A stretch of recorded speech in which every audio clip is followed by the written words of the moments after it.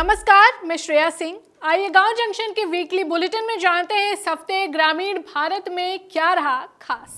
अब खेत में सिर्फ हल नहीं, एआई और स्मार्ट तकनीक का दम चलेगा। सरकार ने बजट 2026-27 में खेती और ग्रामीण विकास के लिए 4.35 लाख करोड़ की भारी भरकम राशि रखी है।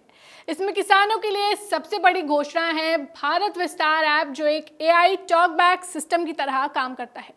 किसानों को बस अपना फोन उठाना है और अपनी क्षेत्रीय भाषा में ही बोलकर पूछना है, चाहे वो खाद की मात्रा हो या फसल की बीमारी। ये सिस्टम तुरंत किसान पहचान पत्र और एग्री स्टैक डेटा से जुड़कर खेत की मिट्टी और बोई गई फसल के हिसाब से सटीक जवाब देगा। इसे डिजिटल भूमि रिकॉर्ड से लिंक किया गया है ताकि सलाह केवल सामान्य ना हो बल्कि खेत के लिए कस्टमाइज्ड हो। फिलहाल 16 राज्यों में इस पर काम शुरू हो चुका है। बहुत ही अच्छी तरीके से भारत विस्तार ऐप की परिकल्पना की गई है। ये तकनीकी अब किसान की जेब में एक एआई पावर्ड प्लेटफॉर्म रहेगा और मैं तो ये मानता हूं कि छोटे किसानों को उनकी फसल के बारे में सारी सूचना मिलती रहेगी। आईसीआर की जो रिसर्च हो रही है और एग्री स्टेक के जो डेटा है उनसे मिलाकर किसान ये देख लेगा कि उनकी मिट्टी के अनुसार कब उसको पैदावार करना है, कब बोना है, क्या बोना है, कब सिंचाई करनी है और होने वाले कीड़ों के बारे में भी उसको रियल टाइम सलाह मिलेगी। तो निश्चय ही इससे लागत घटेगी और पैदावार बढ़ेगी। एक बहुत ही बड़ी अच्छी परिकल्पना की गई है। अब बात करते हैं अलग अलग सेक्टरों की, जहां सरकार ने नए रास्ते खोले हैं। 500 नए जलाशयों के जरिए अब मछली पालन को एक बड़े एक्सपोर्ट बिजनेस में बदलने की तैयारी है। रेशम, जूट और ऊन जैसे फाइबर की खेती करने वालों को सीधे मार्केट से जोड़ने के लिए नेशनल फाइबर योजना आएगी।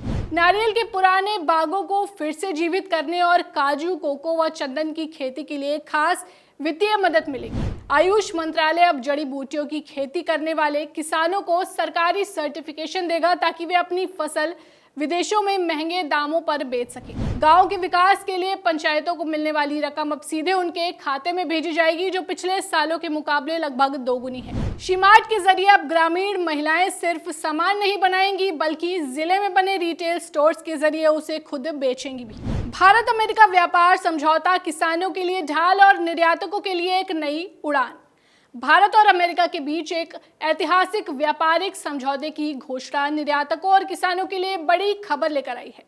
इस समझौते के तहत अमेरिका भारतीय सामानों पर आयात शुल्क यानी टैरिफ को 25% से घटाकर 18% करने पर राजी हो गया है।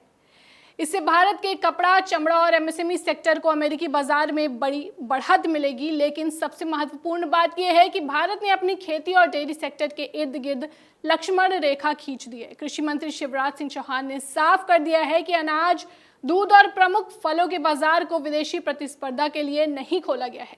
यानी अमेरिकी सब्सिडी वाली फसलों से भारतीय किसानों को बचाने के लिए कड़े आयात शुल्क बरकरार रहेंगे। खुशबूदार खेती से बढ़ेगी किसानों की आय। लखनऊ के सीमैप वैज्ञानिकों ने लेमन ग्रास की नई किस्म CIM हरितिमा विकसित की है। यूपी बिहार के किसानों के लिए ये किसी वरदान से कम नहीं है। इस किस्म से सालाना 365 किलो तक सुगंधित तेल मिल सकता है, जिसकी इंटरनेशनल मार्केट में भारी डिमांड है।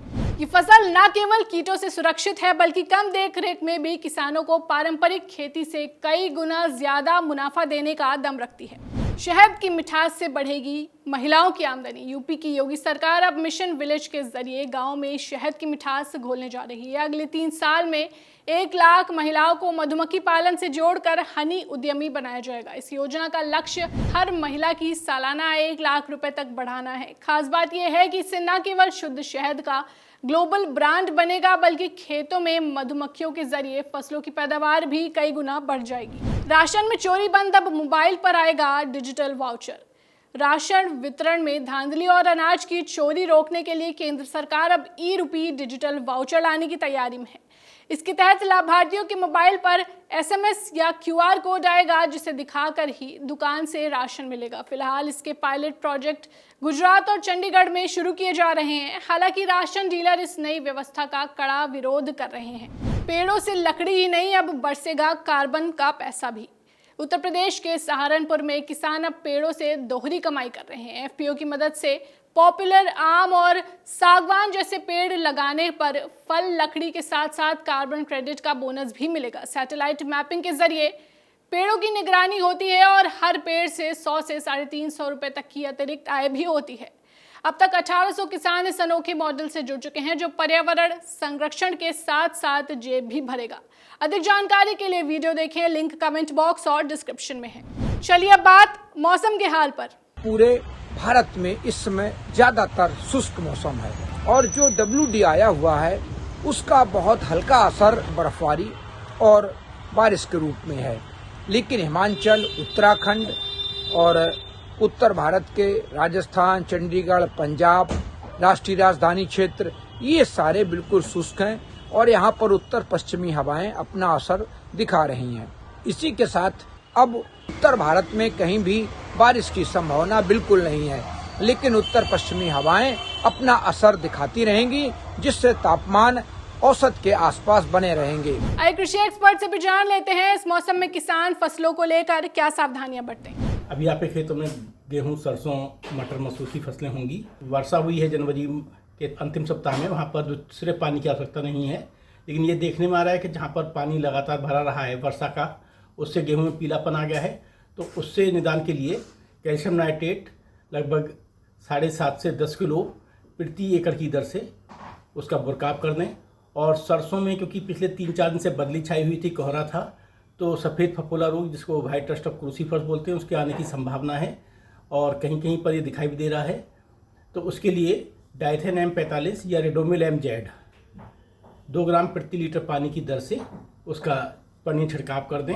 इस वीकली अपडेट में फिलहाल बस इतना ही। जुड़े रहिए गांव जंक्शन के साथ। नमस्कार।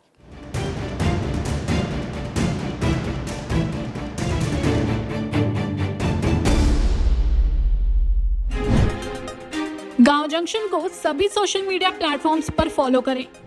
व्हाट्सएप चैनल और जीमेल आईडी पर भी संपर्क साध सकते हैं।